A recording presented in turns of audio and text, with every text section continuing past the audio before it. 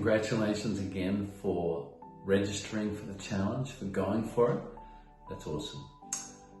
Now, some tips. One of the first things to be mindful of is the power of intention. We want to have a lot of clarity. Why do we want to do this challenge? Focus, first of all, what would you like for your body? If you were tuning into your body and you're asking your body, dear body, what would you really like to gain from these 21 days? How would you like to feel? Are there particular areas of the body that need more care, more support, areas that need more stretching, more strengthening? Just see if you can identify some simple goals around what your body would appreciate for this 21 days. And then focus, okay, what about your mind?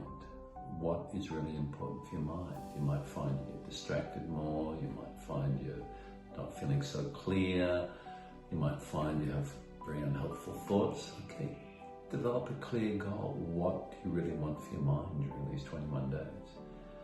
And think of the rest of your life, how you want to be.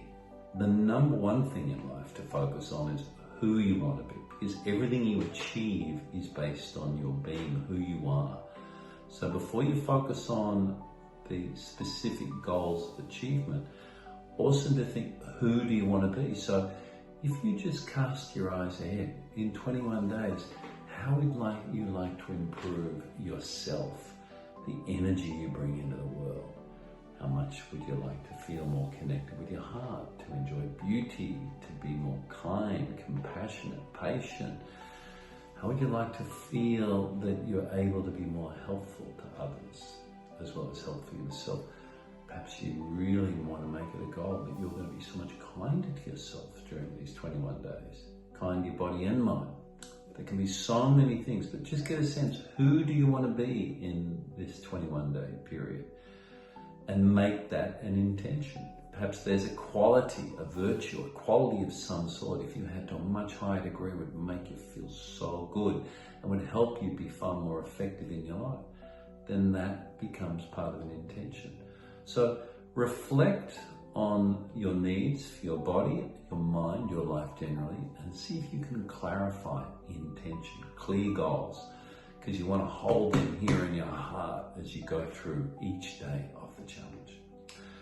Some very practical tips, definitely helpful to have a mat, and sometimes it'll be useful to have a few props around. It could be a towel or a folded blanket that you can use for different things. Sometimes a garment or a belt or a strap could help for certain poses and movements.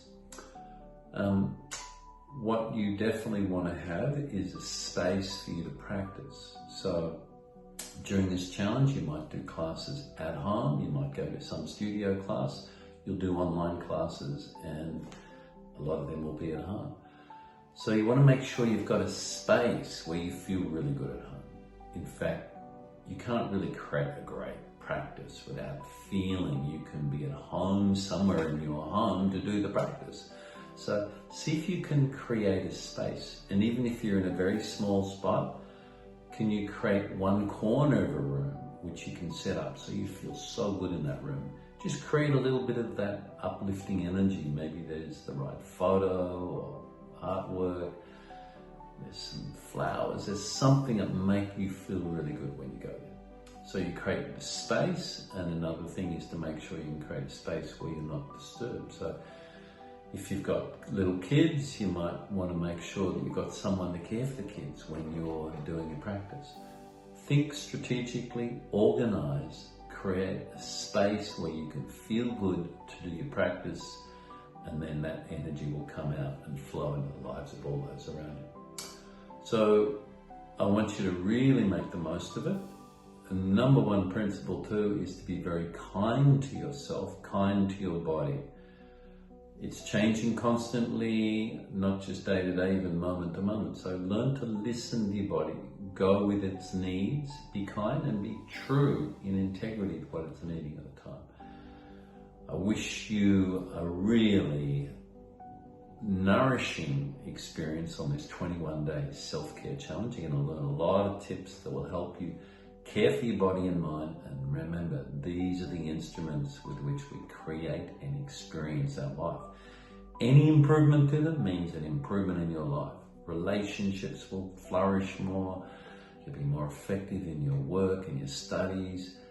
You will have a much better time in life. Okay, so 21 days of yoga to create a really beautiful rhythm in our lives that will nourish, uplift, not just us, but so many others. Have a great experience. We're with you. Tap into all the support. Go into the online materials every day. There's something to help you, to uplift you. Have a beautiful, beautiful challenge. Namaste.